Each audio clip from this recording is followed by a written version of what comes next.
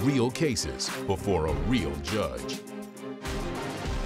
Plaintiff Patrick Campbell says after his wife was diagnosed with cancer, they decided they wanted to try the swinger lifestyle. Patrick claims the defendant answered their ad on the internet and their relationship began. Patrick suing his former friend for a car and impound fees. Defendant Michael Fruscian says there was no connection between him and Patrick's wife, but says after Patrick went to jail, his wife continually contacted him and hit on him. Michael says Patrick's wife was furious when he denied her advances, and he denies owing Patrick for the vehicle. Tell me what happened. About 2 years ago, my wife was diagnosed with cancer, so... Sorry to hear that. Thank you. So we wanted to open up our horizons, just try some things that we haven't tried before in the past. You know, leave no stone unturned. And one of those things was swinging. Yeah. So, yes, sir. I just never thought of that. Don't act like this first time you heard of this. Yeah. You want to act brand new. Go ahead. I think that was the first time you thought of it.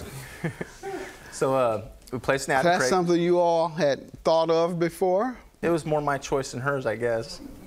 I know that. Go ahead. So anyway, we placed an ad in Craigslist. Is your wife healed pretty much? Yeah, she's in remission now, Your Honor. Excellent, good. All right. So she was the one that was supposed to experience all these things in light of her illness, but you took her joy and made it your joy. Just like a man. Go ahead. Oh, she was the one that was supposed to experience all these things in light of her illness, but you took her joy and made it your joy. Just like a man. Go ahead. Defendant Michael Fruscian is being sued by his former friend, whom he met when he answered the plaintiff's online ad looking for someone to swing with. So that was one of your goals and activities. Did he have anything to do with it? Had an opportunity, but it never really went that way. All right. He responded to one of our ads. Was no attraction there with her and him. Everything was fine for a little while. It was fun flirting around a little bit. Then, you know, just got a little weird, creeped out on it. So it never really went to anything. Okay. But somehow he and I became friends. Okay. It lasted for, you know, a good 2 years. So the two of them couldn't find an attraction. No. Nope. But the two of you became close friends. Hey, now, I'm just saying. I'm just asking. I'm just asking. Go ahead. So the two of you became close friends, Yes, and sir. then what? A year into our friendship, I'd ended up getting a parole violation, going back to jail. I was on parole for possession of methamphetamine back in '05. I had a real bad drug problem. Had a slip up when I found out that my wife was diagnosed with cancer. It was a hard time in my life. And I had acquired a paintball gun that looked like an M16 and was cleaning in my backyard. And the neighbors were a little concerned about that and called the police on me. So my house was raided. My wife ended up naked on the sidewalk while I was in a banana hammock and a pair of sunglasses, handcuffed. And now that's a real freaking, yeah, y'all did freak. That's I couldn't have imagined that. Now, was it the real police or this part of your fantasy? Yeah, this is definitely, I wasn't driving a car. Y'all got a hell of an imagination, dog. I never thought of that. I've thought of a lot of things. Go ahead. I was arrested for the paintball gun and did 4 months in prison. While incarcerated, the defendant came over to my house and asked my wife for a ride, and she... I object. This is the car you're getting to? Yes, sir. All right, let me allow him to give some background before we get into the car you're suing him about. Well, like you said, it's pretty accurate there. There was, you know, I answered an ad. I was curious about it, too. It didn't work out. There was just wasn't chemical, you know, there wasn't no connection. there. So we ended up, you know, me, my boys, and him, we go fishing. This is a family show. All right. I don't know about you and your boys and him. No, not like that. No, we went fishing. Oh, okay. Fishing, Lake Paris. I got you. Oh, okay. Go ahead. Really, I mean, it got to be that kind of friendship like All that. right. When did your friendship break up, the two of you? Pretty much when he got out and was misled. Regarding this incident? Yeah. All right. Tell me about the car you're suing him for. What happened? Ultimately, my wife loaned him the car for what I believed was supposed to be a night, and it wasn't returned. I'm not sure exactly how long he had it. Let me bring her up. Ma'am, you want to come and testify about this? State your name. Kim O'Connell. What do you want to tell me about the car? I did lend the car to Mike, and I asked him to return it the next day if he got in an accident or anything. It's all on him.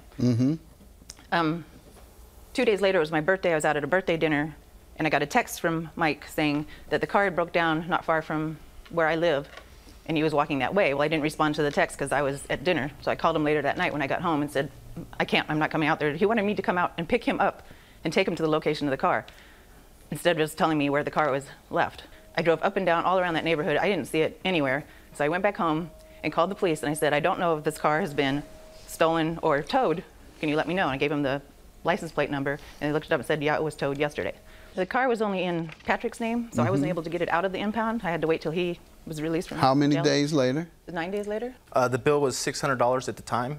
I didn't have the money. I contacted Mr. Fruscian about the money, and what did he say?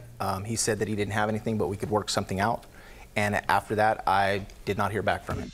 Defendant Michael Fruscian is being sued by his former friend, whom he met when he answered the plaintiff's online ad looking for someone to swing with.